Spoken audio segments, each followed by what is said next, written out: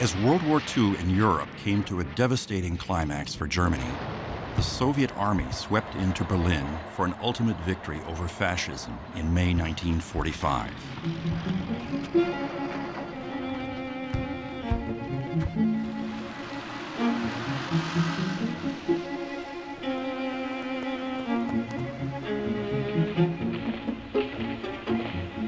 The Potsdam Agreement divided a Germany once united under the rallying cry, "One people, one Reich, one Führer."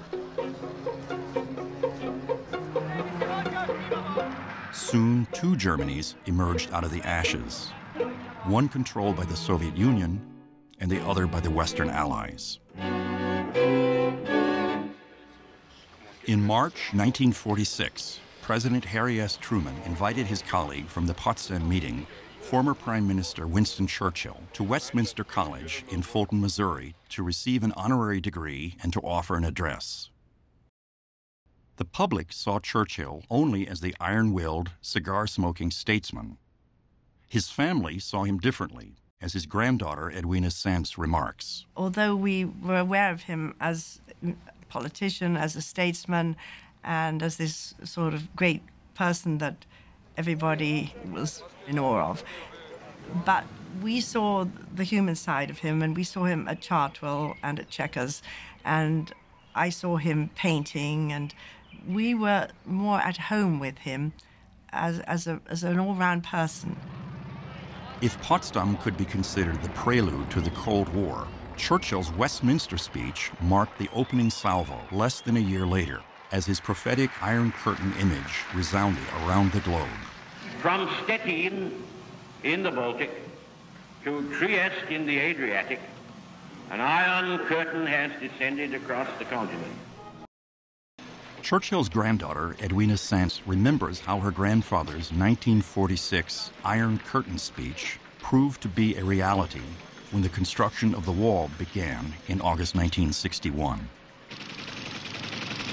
Well, I suppose it really hit everybody for its specific relevance when they started with the barbed wire, but when we had Berlin, West Berlin, encircled, that's when everybody was talking about it. And that's really the Berlin Wall became the physical embodiment of the Iron Curtain. And I think that that's when the press and everybody started talking about thinking back to the words of the Iron Curtain speech.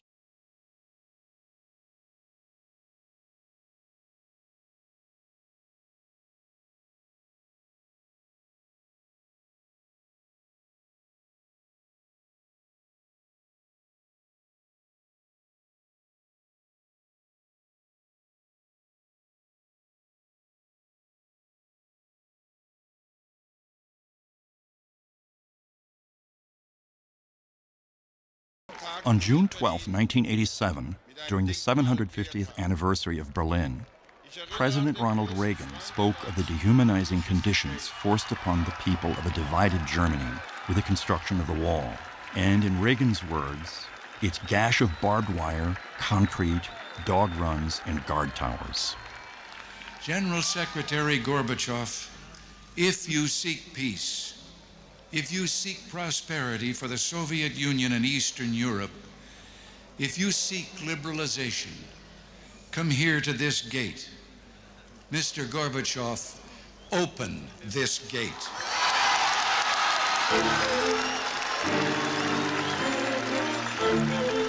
Mr. Gorbachev, tear down this wall.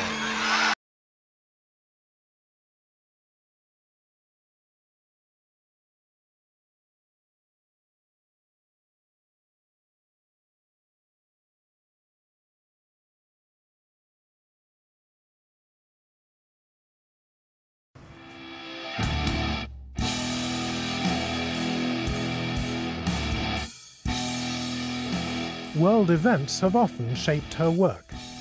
In 1989, something happened that had profound emotional meaning for her.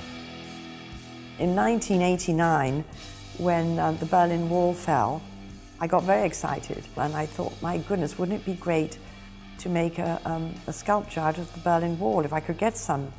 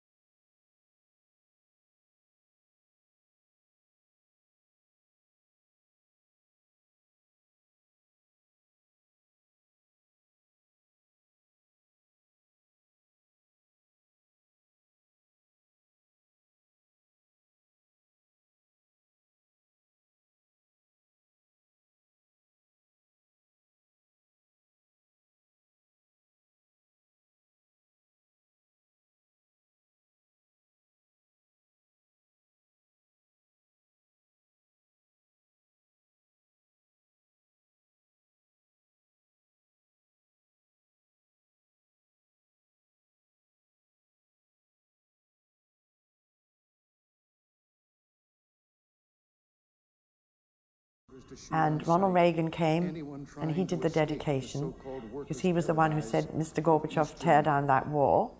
Well, today, we come full circle from those anxious times. The next year, wonderful thing happened is that Gorbachev him also came and walked through the wall.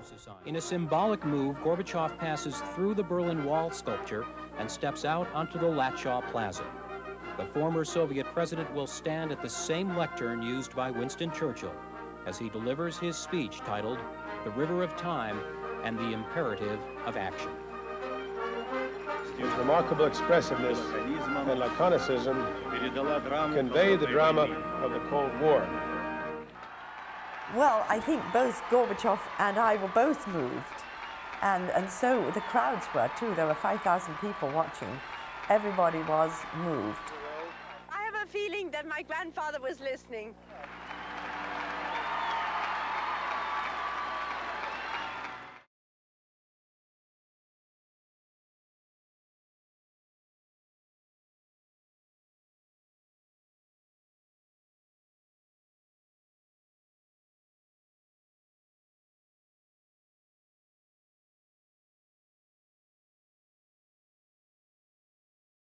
This piece of the Berlin Wall, I chose the colors from about 400 sections that I had the choice of.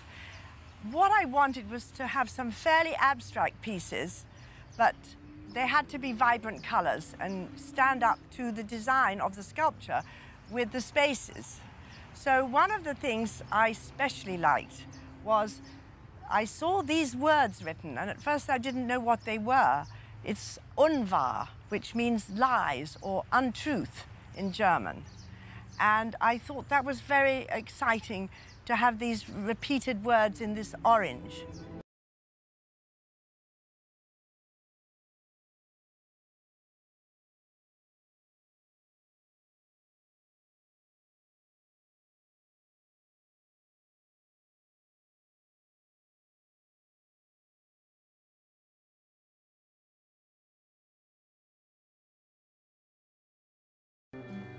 What was once a symbol of totalitarian domination has become a symbol of freedom and hope. It was Churchill who had defined the Iron Curtain. Churchill who had guided his homeland through the perils of war and the emerging nuclear age. And it was Churchill who had influenced Edwina as a girl. Now, by making the breakthrough sculpture, she had created a conscious link between her own work and the prophetic words of her grandfather. The Berlin Wall was built to keep people in. And for example, the Israel Wall and the Irish Wall, they keep the terrorists out. Or American Wall to keep this illegal immigrant out. It's not only an American problem. But in the big picture, it is the same.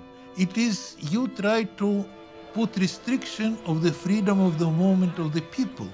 All of them related with immigration, emigration, penetration. And you try to stop it for different reasons. And you thinking that it is easy, you will do it, and then everything will go normal, you will change your policy. And it is very tricky illusion.